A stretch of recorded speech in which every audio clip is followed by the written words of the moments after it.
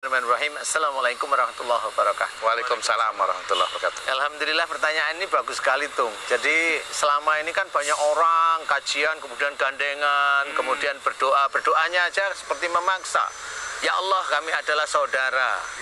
Ya Allah, kami adalah bersohib, berteman. Jika nanti di antara kami masuk surga, panggil saya yang ada di dalam neraka. Itu doa yang sepertinya tidak akan didengar oleh Allah Ta'ala. Karena apa? Karena Allah itu sudah mempunyai catatan masing-masing. Jadi jangan dengan kelompok atau perserikatan atau sekutu atau partai itu kemudian rombongan masuk surga gitu. Enggak ada. Karena di akhirat itu nafsi-nafsi dari sendiri-sendiri. Walaupun kita bisa kajian seperti ini, belum tentu besok itu di akhirat itu terus ketemu langsung ya, beda. Nah, yang kamu tanyakan tadi itu sebenarnya bagus. Karena yang kita gandengan di taklim kemudian doa, enggak. Nanti kan ada orang yang imannya bagus, ada orang yang baru datang, dia baru sadar, baru hijrah. Apakah sama besok sambil diminta pada Allah Ta'ala? Kan nggak bisa. Karena pada saat orang yang diizinkan memberikan syafaat itu hanya Rasul. Kenapa? Orang di taklim tersebut, di majelis tersebut itu malah bilang, jika nanti di antara kalian masuk surga, minta pada Allah panggil saya. Itu nggak bisa. Hukum Allah itu salah satunya sudah diceritakan dalam Quran. Yang memberikan syafaat itu hanya Rasulullah Muhammad SAW. Jadi kita nggak bisa sembarangan seperti itu. Makanya jangan berandai-andai dengan seperti itu, tapi berbuat baiklah beneran. Sholat yang benar-benar serius. Karena kita tidak akan, Rasul itu diceritakan oleh Allah Ta'ala tidak bertanggung jawab terhadap orang yang kalau diberi nasihat, diberi ayat-ayat Quran, dia tidak mau mendengarkan, itu Rasul tidak bertanggung jawab. Yang bertanggung jawab siapa itu, Pak Ustaz? Ya mereka sendiri. Oh, masing-masing. Masing-masing. Jadi nggak bisa Rasul terus ngambil orang, nggak merung bertanggung jawab karena kasihan dia dulu ngasih makan. Nggak ada kasihan di akhirat. Itu sudah ternilai masing-masing. Nah, ini juga yang akan menjadikan bahwa kita harus hati-hati tentang akhirat.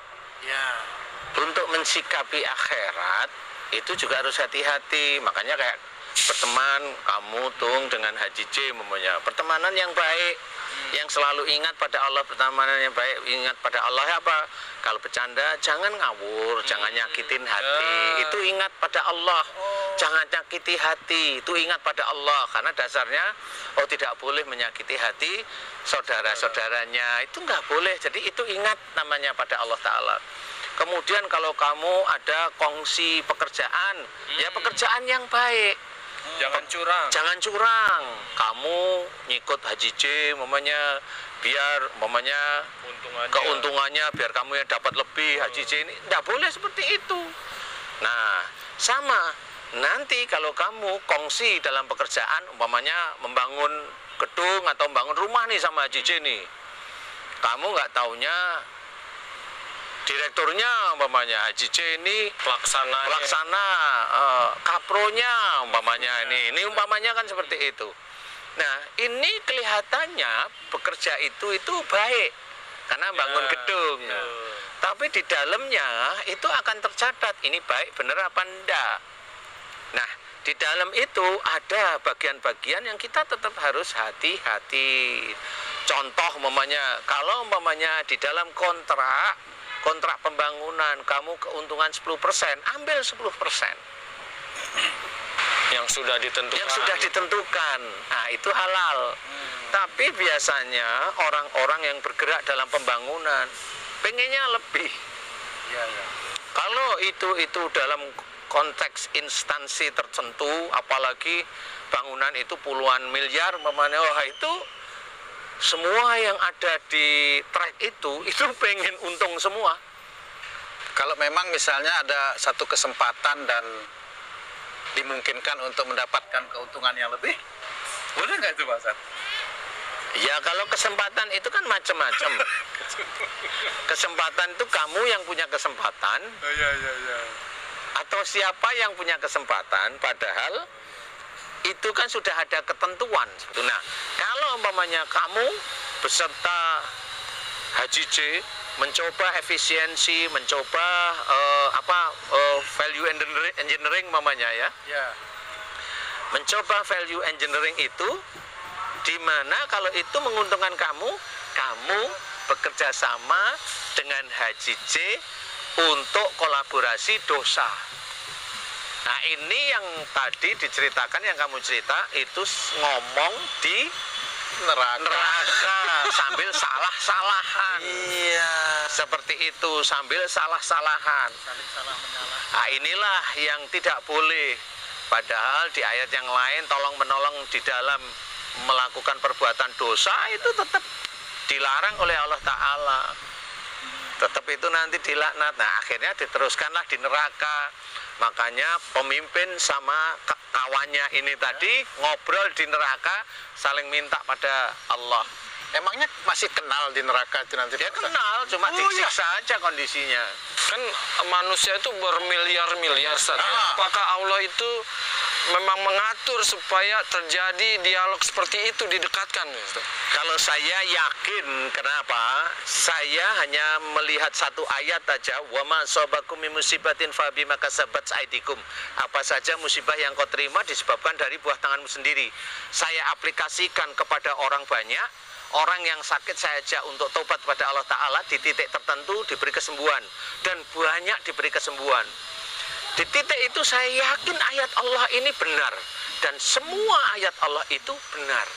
Makanya kalau Allah itu menceritakan di salah satu ayat dalam surat Al-A'raf tadi, yaitu saling hujat, saling meminta kepada Allah itu agar dilebihkan siksanya itu, sebenarnya ya itulah sebenarnya nanti yang terjadi di neraka itu bagi orang-orang yang saling berkongsi seperti itu. Dikumpulkan. Ya, dikumpulkan, dijadiin satu, kemudian saling menyiksa.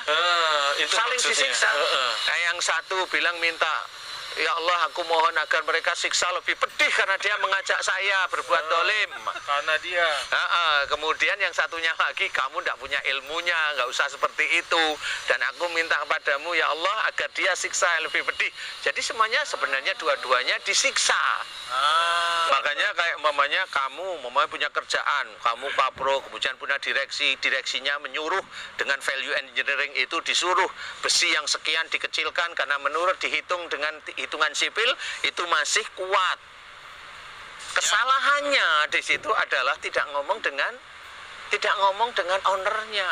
Kalau ada perubahan. Kalau ada perubahan, dan memang kalau bisa ada perubahan keuntungan itu jangan ngomong, itu sudah dibicarakan sejak awal. Itu udah direncanakan. Itu sudah direncanakan untuk menjadikan dia itu kaya. Si direksinya atau kapro atau GM itu kaya semua. Nah, ini walaupun dia ngaji setiap minggu atau setiap bulannya gandengan tangan agar nanti kalau ada yang masuk surga minta dipanggil, itu nggak akan digubris sama Allah Ta'ala, karena dia dengan istrinya, dia dan kawan-kawannya makan harta haram. Itu makan harta haram, dan dia itu kerja di titik itu, instansi itu 1 hari 1 bulan atau puluhan tahun, sampai dia pensiun dia makan harta haram. Gimana dia bisa menjadi masuk surga walaupun umpamanya di pensiun dia itu mulai rajin di masjid, lah hartanya nggak dikeluarkan kan masih haram di dalam tubuhnya. Nah, gimana dia bisa masuk surga walaupun tobat terus-menerus? Tobat yang mana? Tobat agar harta yang haram yang dia ambil itu dihilangkan. Nggak bisa. Harta haram itu harus dikeluarkan, dikembalikan. Real, Nyata. Itu seperti saya pinjam motornya Haji J, itu saya harus kembalikan. Bukan maafin aku ya Ji, kan bukan begitu. Lah kan Haji tetap mikir, lah motornya mana? Maafin aku ya Ji, masa dijawab dengan gitu? Nah, ini mirip, jangan dibilang terus, lah kan kalau Haji J baik, loh nanti dulu. Itu catatannya itu nggak mau mengembalikan.